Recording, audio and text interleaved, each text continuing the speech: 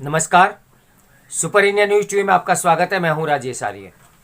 आइए देखते हैं आज के विशेष समाचार। त्रिपुरा के बहाने महाराष्ट्र में जो उपद्रव मचा। महाराष्ट्र में त्रिपुरा की घटनाओं की आड़ में जो हुआ उसे केवल वहीं का मसला नहीं माना जाना चाहिए। पिछले दिनों महाराष्ट्र के कई शहरों की डरावनी हिंसा ने देश का ध्यान भारत में बढ़ रही कट्टरपंथी तंजीमों की ओर फिर से खींचा है।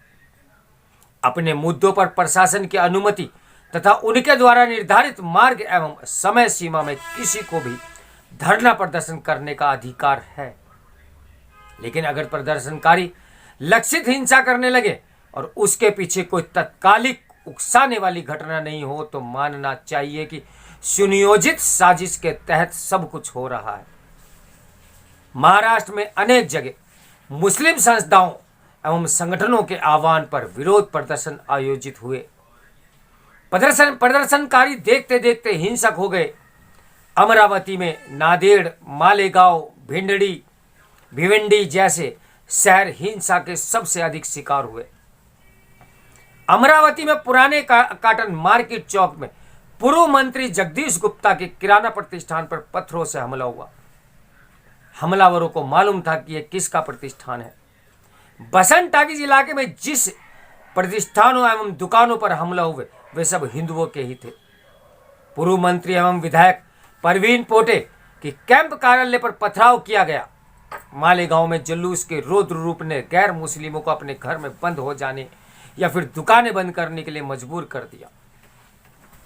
जहां भी हिंदुओं से जुड़े संस्थान और दुकानें खुली मिली वहीं भीड़ ने पथराव किया। पूरा माहौल भयभीत करने वाला बना दिया गया। रैपिड एक्शन फोर्स पर हमला किया गया। हालांकि महाराष्ट्र के गृह मंत्री और पुलिस महानिदेशक स्थिति को इतना गंभीर नहीं मान रहे हैं, तो संभव है कि ये सब पुलिस के रिकॉर्ड में नहीं आए, किंतु स्थानीय लोगों ने जो देखा उसे भुलाना कठिन लग रहा है। कहा जा रहा है त्रिपुरा हिंसा का विरोध करने के लिए कुछ मुस्लिम संस्थाओं संगठनों को इस तरह के बंद एवं प्रदर्शनों की अनुमति मिली, जबकि कथित मानवाधिकार कार्यकर्ताओं एवं पत्रकारों के एक समूह ने इंटरनेट मीडिया पर त्रिपुरा में मुसलमानों के विरुद्ध हिंसा की जो खबरें और वीडियो वायरल कराए वे पूरी तरीके से झूठे थे। बांग्लादेश में भी दुर्गा पूजा के दौरान दुर्गा पंडालों में हिंदू स्थलों और हिंदुओं पर हमले के विरोध में त्रिपुरा में शांतिपूर्ण जुलूस निकाला गया था। तनाव के छुटपुट मामले सामने आए, लेकिन कुल मिलाकर आयोजन शांतिपूर्ण ढंग से समाप्त हो गया। अफवाहें फैलाई गई कि जुलूस ने मुसलमानों और मस्जिदों पर हमले कर दिए हैं। उच्च न्यायालय ने खबर को संज्ञान में लिया। त्रिपुरा के advocate general Siddharth Shankar day ने दायर शपथ पत्र में कहा है कि बांग्लादेश में दुर्गा पूजा पंडालों और मंदिरों में हुई तोड़फोड़ के खिलाफ विश्व हिंदू परिषद ने 26 अक्टूबर को रैली निकाली थी। उसमें दोनों समुदायों के बीच कुछ झड़पें हुई थी। 3 दुकानों को जलाने, 3 घरों को और एक मस्जिद को क्षतिग्रस्त करने के आरोप दोनों पक्षों की ओर से लगाए गए। शपथ पत्र में केवल आरोप की ही बात है। हालांकि पुलिस की जांच में इसका कोई प्रमाण नहीं मिला।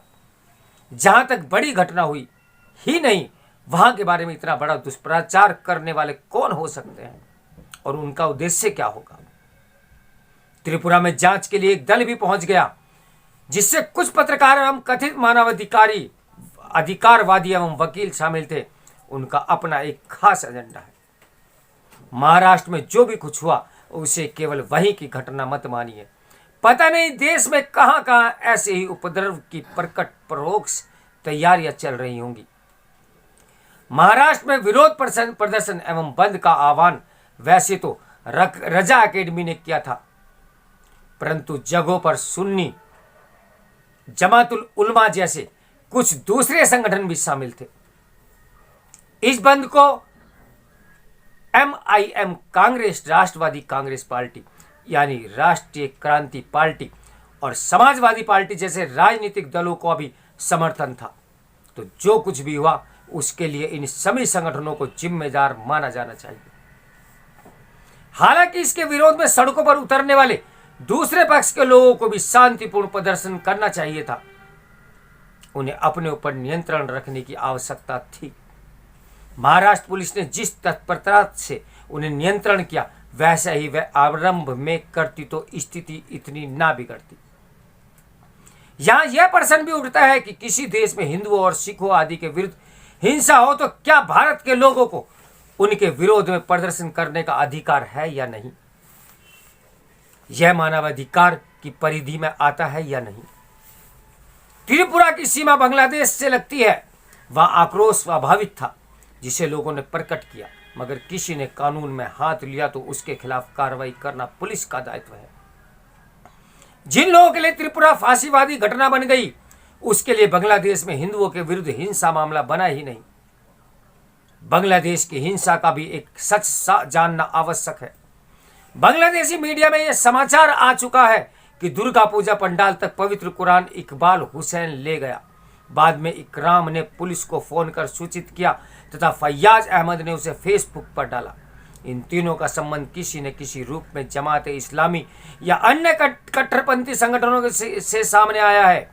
यहाँ आरंभ में पुलिस ने परितोष राय नामक एक किशोर को गिरफ्तार किया था। इससे क्या यह साबित नहीं होता कि कट्टरपंथी समूह किस मानसिकता से काम कर रहे हैं? इसलिए महाराष्ट्र की घटनाओं को उसके व्यापक परिप्रेक्ष्य में पूरी गंभीरता से लेना चाहिए। उन्होंने हिंसा की केवल वे ही नहीं, बल्कि जिन लोगों ने देशव्यापी झूठ प्रचार का लोगों को भड़काया, उन सबको कानून के कटघरे में खड़ा किया जाना चाहिए। इस समाचार के लेखक है राजनीतिक विश्लेषक। तो मेरे साथ बने रहिए सुपर इंडिया न्यूज टीवी की ब्रेकिंग न्यूज के लिए। नमस्कार, मैं हूं राजेश आर्य।